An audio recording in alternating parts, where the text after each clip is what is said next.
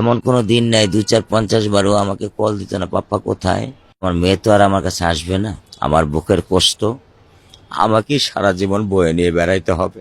এখন আমার সন্তান নেই, আপনারা হয়তো বা দ্রুত বিচার করবেন, বা বিচার হবে বা হবে না, বা লাল সুতায় আমার ফাইল আটকে যাবে আমার মেয়ের। কিন্তু আমার মেয়ে তো আর আমার কাছে আসবে না। তো এটাই হচ্ছে সব সব কথা, শেষ কথা। আপনারা হয়তো বা আরেকদিন আরেকটা বিকালবেলা, আল্লাহ না করুক, একটা কোনো খবর পাবেন, এর চেয়ে বড় কোনো দুর্ঘটনা, সেখানে সবাই দৌড়ে চলে যাবেন। আমার রামেশা হারিয়ে যাবে, আমার রামেশা হারিয়ে যাবে। আপনারা আর কেউ আসবেন না, আর কেউ খবর নেবেন না। আমার ঘরের পাতিলে এক মুঠো চাল আছে কি নেই সেটা আপনারা দেখবেন না। এটাই সত্য, এটাই সত্য। আমার জীবন সংগ্রাম আমাকেই করতে হবে।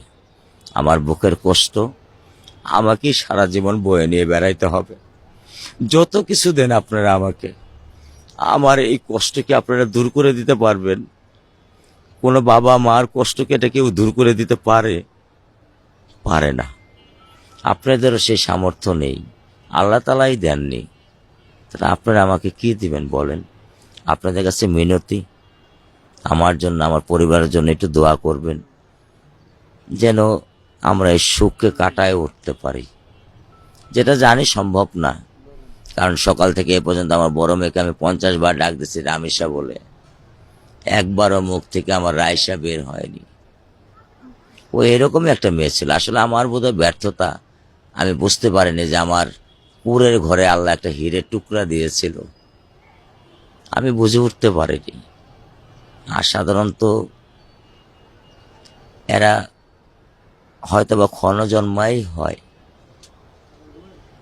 ওর বিহেভিয়ারের কথা যদি বলি, আপনি বিশ্বাস করবেন না। ওর তো 8 বছর, 7 বছর বয়স, ওর মা যেদিন বলতো বাবা আমার শরীরটা খারাপ, ও বেসিনে যে থাল ধুত, ও ঘর ঝাড়ু দিত, আমার মাথা টিপে দিত, আমার শরীর পাড়িয়ে দিত। এমন কোনো দিন নাই 2, 4, 50 বারও আমাকে কল দিত না, পাপ্পা কোথায়, বাবা কোথায়, আব্বু কোথায়। কারণ আমি আসলে ওটা নিচে নামবে, আমি আসলে ওটা নিচে নামবে, আমার সাথে একটু ঘুরবে।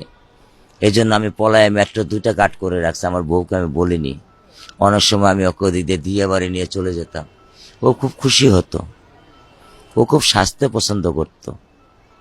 আর আমি জানি না সব বাবা মার কাছেই সব সন্তান সুন্দর, কিন্তু মার্শাল্লাহ আমার রামেশার মতো কয়টা রামেশা এই ঢাকা শহরে আছে আমি জানি না। যেটা সবচেয়ে বড় কথা আমার কাছে খুব অবাক করেছে, আমরা জানতাম যে পুলিশ চাইলে অনেক কিছু করতে পারে, সেটা নজির আমার মেয়ের ব্যাপারে আমি দেখেছি। আমি এটা অস্বীকার করব না। ডিসি স্যার বলেন, অধীনস্থ বলেন, বা তার নিম্নে যেসব অফিসার আছেন তাদের কথা বলেন, তাদের যে আন্তরিকতা ছিল এটা অবিশ্বাস্য। এটার জন্য আমি বারবার তাদেরকে স্যালুট করি। তাদের অক্লান্ত পরিশ্রম, অক্লান্ত ভালোবাসা। ইভেন আমি এটাও দেখেছি আমার বারান্দা থেকে এক ডিবি স্যার নিচে যে কান্না করতেছে, এক ডিবি অফিসার নিচে যে কান্না করতেছে। আমারও তো একটা মেয়ে আছে 3 বছরের। তো এই যে তাদের ভালোবাসা, এই ঋণ শোধ করবার ক্ষমতা আমার নেই।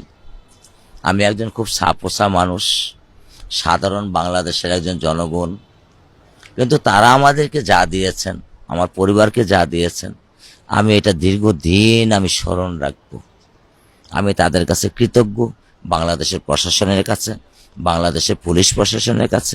কে কি বললো আমার আসে যায় না, কিন্তু আমি যেটা পেয়েছি আমি কৃতজ্ঞতা চিত্তে তাদেরকে আমি সেটা স্মরণ করি।